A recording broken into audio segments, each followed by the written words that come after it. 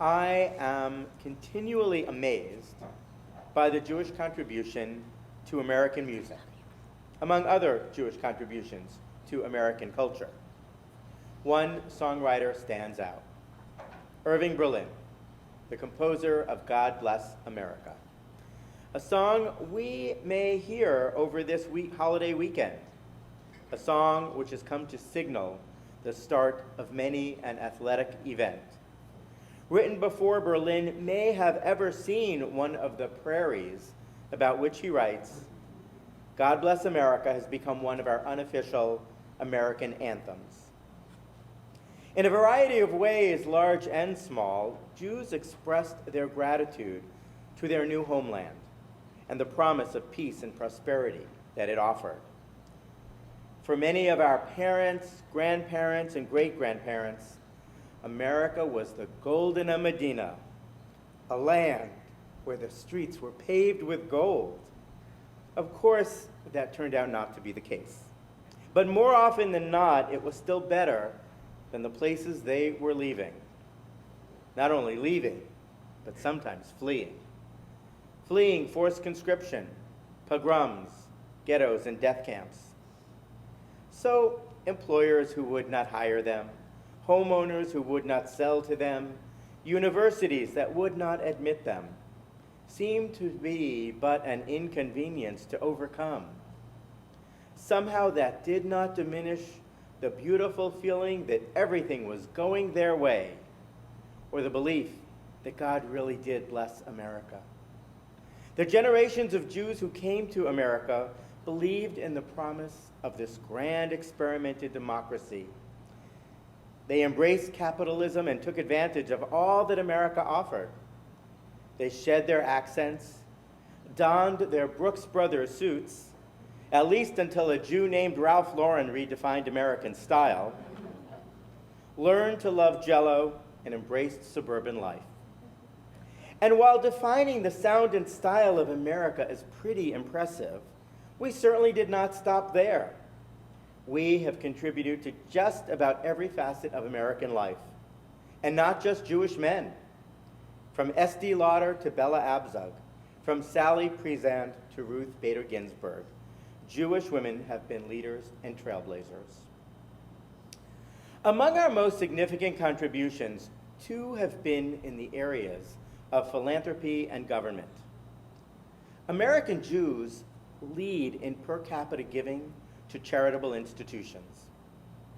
While 63% of all Americans donate to charitable causes, 76% of American Jews make charitable contributions. And don't for a minute think that our largesse is self-serving.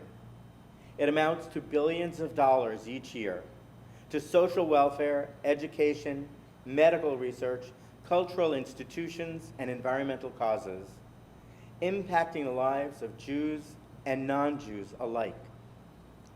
From the local town hall to the U.S. Capitol, we have more than borne our share as active participants in the democratic process. From career civil servants to secretaries of state, from 10 current Jewish U.S. senators to 26 current Jewish members of Congress, we have with great pride played an outside role in our nation's democracy. So it is particularly galling to hear Representative Ilhan Omar recently say, as Rabbi Prosnit reminded me, that her Jewish colleagues in Congress have not been partners in justice. One might imagine that Omar's own story as an immigrant from a war-torn nation would make her a natural ally to her Jewish colleagues, especially when most of the Jews in Congress are, like Omar, Democrats. What is most ironic is that it was a Jewish member of Congress, Emanu-El, who in 1965 co-sponsored the Hart-Celler Act, which eliminated some of our country's most exclusionary immigration policies. In other words, had it not been for a Jewish member of Congress, Ilhan Omar's family might not have been able to find refuge in America. Our nation's founding fathers could never have imagined that they were creating a country where Ilhan Omar would be an elected representative to the U.S. Congress. Despite the limitations of our country's foundational documents, those founders were quite visionary. But they had no idea just how visionary. They had no idea that even though they created a system with built-in limitations for many, they also created a system that would grow more expansive over time, extending equality and protection to a growing number of Americans. They had no idea that our country would become the most diverse in the world, thanks to that system of immigration that offered safe harbor to many of our families and to Congresswoman Omar's. While the goal was once to assimilate new Americans until we became one big melting pot, it was actually Mayor David Dinkins of New York City who reminded us that the real goal was for our country to be a gorgeous mosaic, one in which we are all integral parts of creating the greater good while still maintaining our unique character. In fact, nothing has contributed more to our country's success than immigration. And this is despite many attempts to curtail it or to limit it to just some people. We are wise to remember that at one time, many of our own ancestors were not so welcome on these very shores.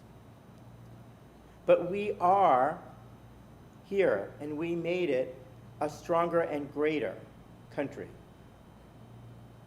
Our country is made greater by the diversity it has, from our nation's indigenous population to African Americans, from Hispanic Americans to those of Middle Eastern origin, from Asian Americans and Pacific Islanders to Europeans. We are truly a nation of immigrants. And who knows just who some of these people will become and what they will contribute.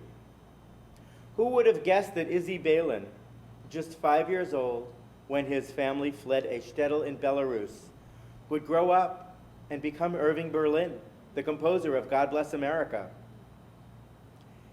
There are many ways in which we will celebrate 4th of July this weekend. Yes, there will be parades and fireworks, barbecues and flags, and no shortage of our country's patriotic colors.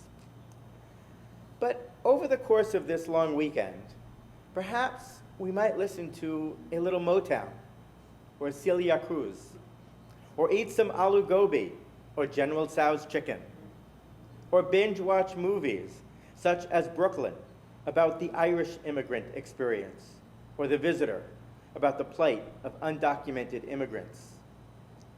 The 4th of July celebrates more than our nation's birth. It celebrates what would become the unique destiny of the United States, a nation that would say, in the words of Emma Lazarus, "Give me your tired, your poor, your huddled masses yearning to breathe free, the wretched refuse of your teeming shore. Send these, the homeless tempest-tossed to me. I lift my lamp beside the golden door." This holiday celebrates a country that would take in both the tempest-tossed Irving Berlin and the homeless Ilhan Omar. Each are a piece of the gorgeous mosaic that is America. Happy Independence Day.